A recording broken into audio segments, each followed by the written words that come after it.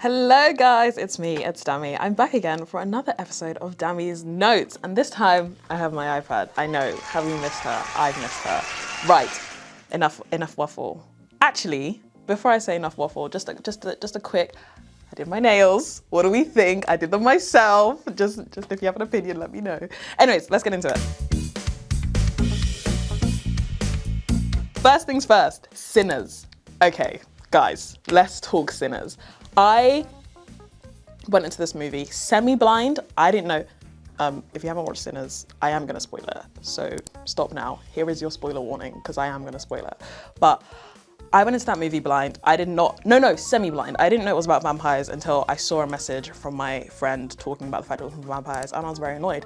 I don't watch trailers that much anymore because trailers tend to spoil the whole movie. Bring back trailers that give you mystique, that are mysterious. What's gonna happen? I don't know, because the trailer doesn't give it all away.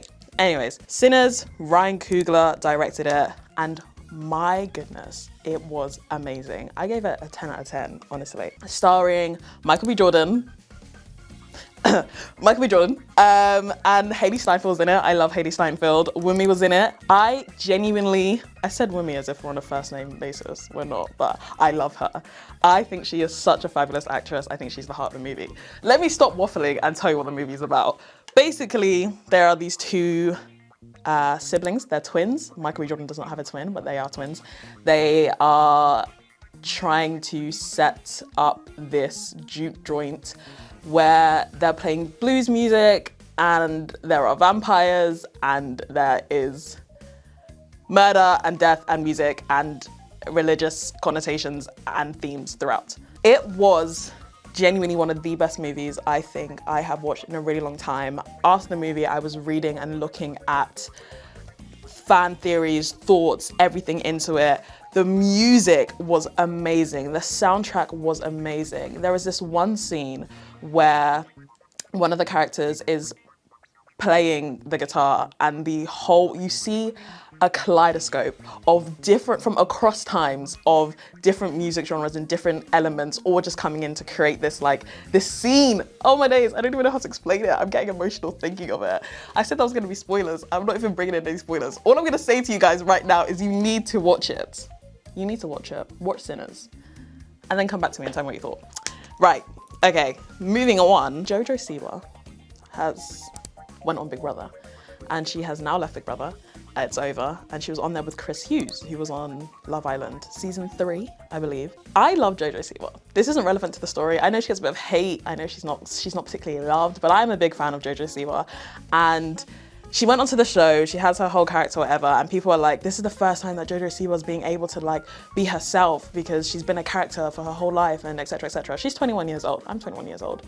We'd be great friends in another life. But she went on the show, and she was essentially became really close with Chris Hughes, and the whole time people were questioning whether or not they were in a relationship or not. They were like, not in a relationship, whether they had feelings for each other. They were very close, they were very touchy. Are you that touchy with your friends? Is that a friendship? The lines were being blurred. Jojo Siwa is a lesbian. She came out and she said, I'm a lesbian, and she was this icon, and she was this figure in the media for it.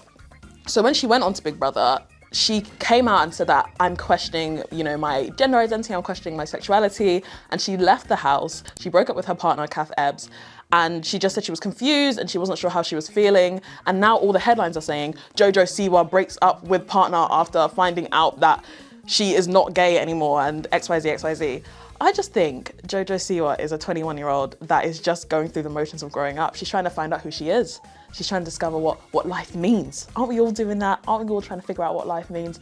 And I just feel like she got to a point where she was like, I need to think about a lot of things. I can't be in this relationship right now, and is now doing that. So she's coming under a lot of hate. People are saying that her and Chris are now in a relationship. She was a horrible person for breaking up with her girlfriend. She's this, she's that, she's whatever. I just think she's just trying to live life and figure out who she is. And I wish her the best of luck. And I'm sending love. If you ever watch this, Jojo, just let me know, text me, we can get to know each other. Anyways, third and final point. I know this happened a while ago, but I've been away. Katy Perry went to space, and she went for 11 minutes, which is fun. And it was this all female crew that went down, and it was this supposed to be this poignant moment of empowerment and women supporting women. However, it came under a lot of backlash. It came under a lot of backlash because people were saying, you've gone to space for 11 minutes. Do you not know the environmental impact that this had? And you're just going to space to go to space. Like, you know, you have so much money to be able to do this. This isn't a normal thing, blah, blah, blah, blah, blah. Just a lot of backlash. She came back, she kissed the ground, and people were just making fun of her for saying, what do you mean you're kissing the ground? You were there for 11 minutes. It seemed very dramatic. To be honest, I was on Twitter and Gayle King, who also went, said, have y'all ever been to space? Go to space or go to Blue Origin and see what they do and then come back and say, this is a terrible thing. Now, see, I can't really afford to go to space, and I don't think many people can afford to go to space. I feel like it does cost a lot of money, so I feel like that was a bit tone deaf of her. I feel like there are things going, you know, cost of living crisis. Not everyone can just afford to go to space. So I see where that backlash came from, and I just think, I don't know if this was as big of a moment as it was framed to be. It wasn't like these women were, you know, NASA astronauts, or they'd been making waves and this was a big like trip for them to go and discover something or do something. I just think it was just a moment where they were like, you know what, we have an opportunity to go to space and we have the money to pay for it, let's go. Yeah, there was a lot of tension, there was a lot of arguments, there was a lot of discourse on Twitter. I was scrolling on the timeline for a bit, but Katy Perry went to space and I never thought I would be saying that. So here we are. And that are all the things that I have to discuss this week. And I will see you next time for the next episode of Dami's Notes. Let me know your thoughts. And yeah, thanks for tuning in. I'll see you next time.